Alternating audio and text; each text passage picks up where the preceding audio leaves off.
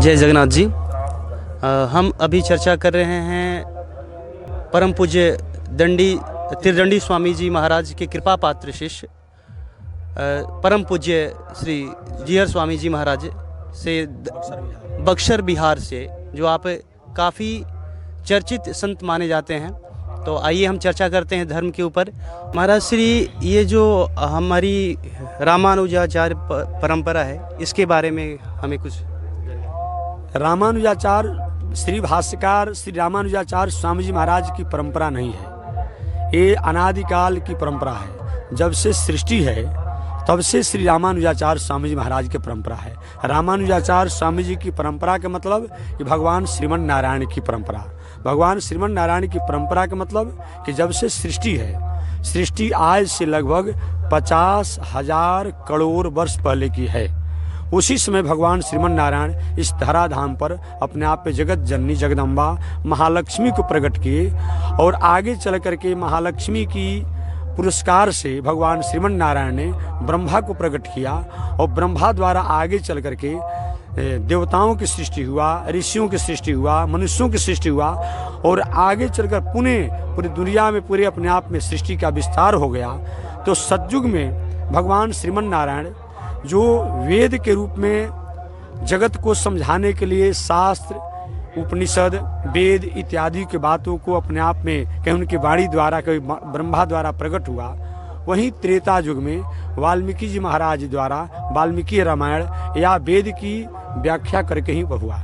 वहीं द्वापर युग में महर्षि वेदव्यास महाराज धराधाम पर आकर के सारे वेदों को लेखनी के रूप में लेकर के लिपिबद्ध लोग करके, क्योंकि व्यास जी महाराज से पहले दुनिया के कोई भी ग्रंथ थे श्रुति के रूप में थे, कहने और सुनने के रूप में थे, परंतु महर्षि वेदव्यास जी महाराज ने भविष्य में कलयुग के लोगों की व्यवस्था और विवस्था को याद करते हुए कि कलयुग में लोगों के पास मेमोरी नहीं रहेगी, स्मरण शक्ति नहीं रहेगा, लोगों के पास समय नहीं रहेगा, ऐसे कलिकाल के लोग कैसे शास्त्रों को, ईश्वर को जानने में, मानने में सक्षम होंगे। इसके लिए महर्षि वेदव्यास महाराज ने जो भगवान श्रीमन नारायण द्वारा वेद, उपनिषद इत्यादि प्रकट हैं, उनके सार अंश के रूप में उन्होंने वेद को रचना के रूप में, किताब के रूप में लिखा, पुनः उपनिषद की रचना किया, पुनः पुराणों की रचना किया, इतिहास की रचना किया। वही अपने आप में आगे कलिकाल में अलग अलग आचार्य आकर के और भगवान श्रीमन नारायण के संदेश को ही इस धराधाम पर स्थापित किए। उस कड़ी में हमारे बताया गया है कि शंकर के अवतार बताया गया है कि शिवावतार आदि शंकराचार्य पूज्य स्वामी जी महाराज इस धराधाम पर आए और उनसे कुछ पहले समाज के कुछ ऐसे लोग जो कि वेद, शास्त्र, इतिहास, पुराण को तोड़ मड़ोड़ करके और समाज के सामने परोस दिए थे, उपस्थित कर दिए थे, वैसे लोगों पर अंकुश लगा करके और वैदिक सनातन धर्म की उन्होंने स्थापना किया।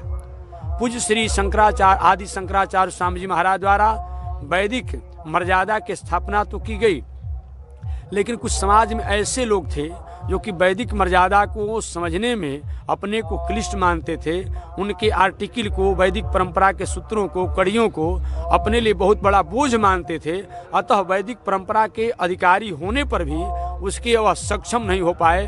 तो उसी कड़ी में आगे चल करके श्री भगवान श्रीमन नारायण के उपासक श्री भाष्यकार भगवतपाद श्री रामानुजाचार्य स्वामी जी महाराज हुए, जो अपने आप भगवान श्रीमन नारायण के संदेश को पूर्व के आचार्यों के संदेश उपदेश को और सहजी और सरलीकरण करके पूरे मानव मात्र का कल्याण हो, भक्ति सूत्र का संदेश दिए और वैदिक परंपरा से जीने का संदेश दिए। पूरे समाज, पूरे मानव जगत में कल्याण, मंगलमय, सदाचार, सदाहार, सद्व्यवहार से जीवन जिए।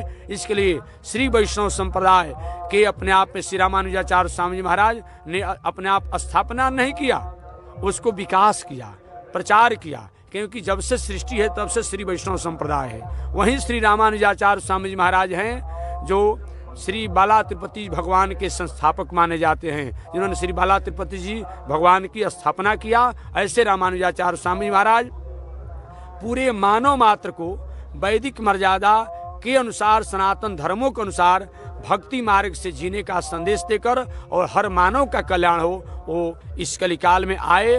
और आज भी उसी रामानुजाचार्य परंपरा से मानव भक्ति मार्ग द्वारा अपने जीवन को अच्छे मार्गों में लगाने के लिए सक्षम हो पाते हैं। यह भगवत्पाद श्री रामानुजाचार्य स्वामी जी महाराज की कृपा है, जो भगवान श्रीमन नारायण के अपने आप पे दिव्य अनुकंपा से ऐसा हम जगत को उपकार किए।